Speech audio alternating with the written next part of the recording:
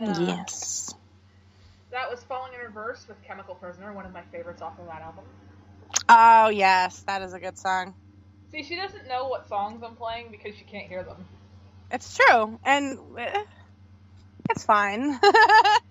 Mary Kate said we need to have a discussion about Chris Jericho's Spring Ahead Instagram post, but I have to admit that I have not heard it or seen it, so I'm going to have to do something about that.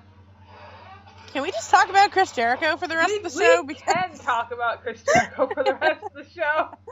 Oh, my unicorn. He gives me life. Let's not talk about unicorns after what we were just discussing. No, we will not be repeating that. No. That's the After Dark edition. Where? I'm actually...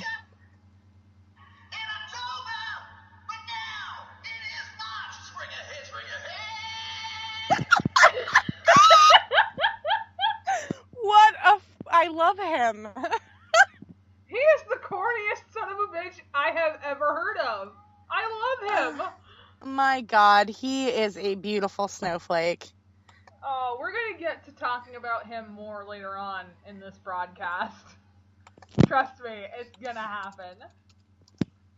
So, I wrote down a couple of random things from dirt sheets that I found slightly interesting that I would like to talk about. Yes. The first one, interestingly enough, Titus O'Neil might be leaving the WWE. I think that's funny, because one, it's not confirmed, and two, if it is over the whole suspension of, like, grabbing Vince, it's kind of ridiculous. Yeah, right? I mean, I do admit this is kind of going a little overboard with suspension, but, you know, we weren't there, we didn't know what happened, so we really can't talk that much about that. Yeah. Secondly, this one made me laugh, and I told you about this the other night when I was looking at it. There was an interview with a former WWE superstar who now goes by Johnny Mundo in Lucha Underground. Yes. You know him as John Morrison. And all I have to say is this one specific quote from the interview. And I quote, "I'd love to wrestle Roman Reigns in 10 years because by then, hopefully, he'd figure out how to work." End quote.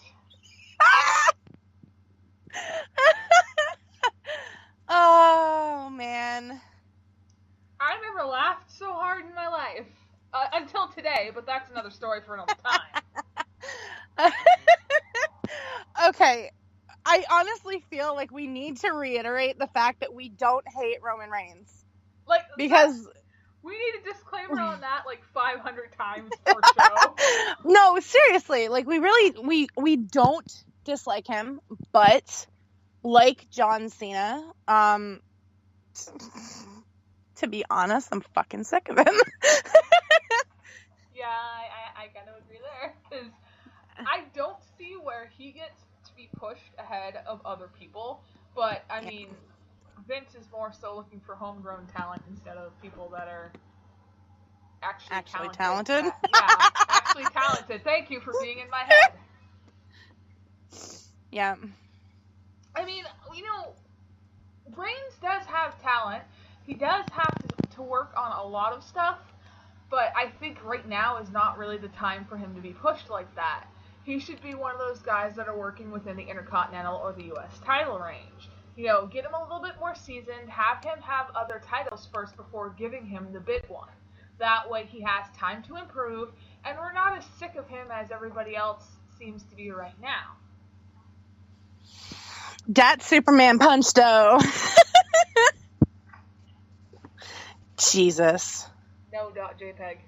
Yeah, pretty much.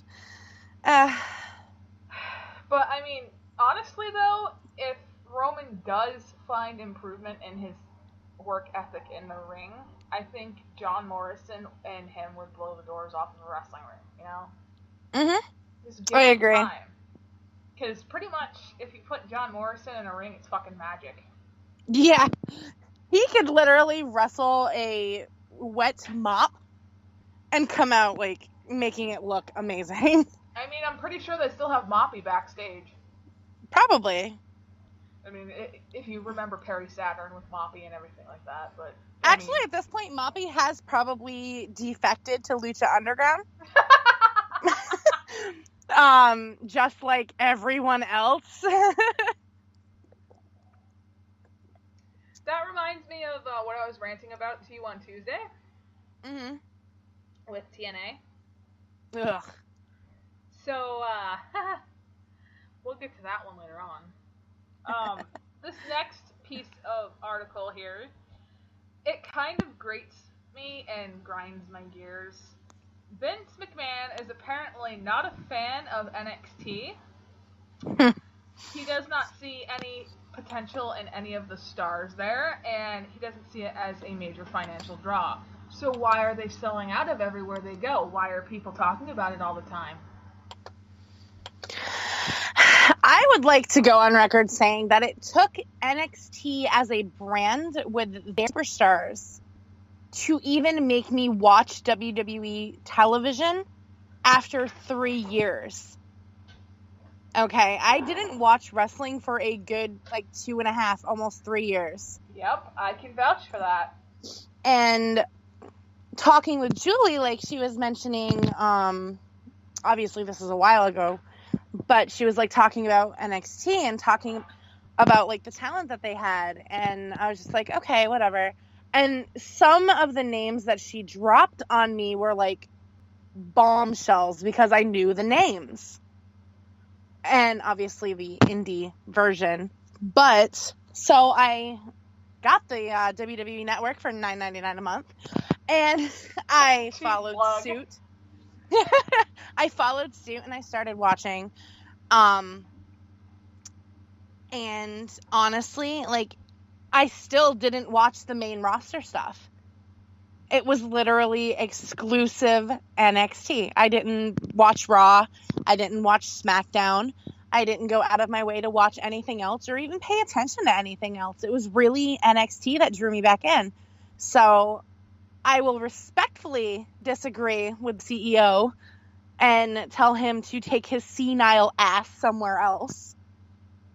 Well, now that you've said that, I have a message from one of our listeners who has said, Vince McMahon is not a fan of NXT because his product looks like shit and he's jelly. Gramps just needs Shady Pines. Is that Megan? Yes, it is. Yes, the wife is listening in the other room. Well, I mean, it's not like she can get in the closet with you, can she? She could, but fuck that bitch. This is my show. But anyways, I think it's really stupid that Vince is sitting here saying that he doesn't see star potential or financial draw when the numbers say otherwise. Just because he doesn't like somebody does not mean that they do not pull in merchandise and all that other shit. I mean, they've got tens of thousands of Finn Balor things online right now, and they freaking go, go, go. And Austin Aries, I think his t-shirt had sold out before it even came out. It was on pre-order. Same with AJ Styles. If AJ Styles went straight to NXT, there would be huge numbers of freaking money right there. Yep. So, I have to say, I don't agree with Vince, because it's really stupid to sit there and say that something that is selling out left, right, and sideways is not a draw. And on the flip side, I find it really ironic that this is coming out now, considering last year around WrestleMania time, he was backstage at one of the NXT shows that was allowed to go way into the night because everybody was having a good time. The show was great and he approved. I honestly think part of it is resentment because... it's better than what he built. And he has to sit there and watch everybody, praise, NXT while Raw and SmackDown struggle.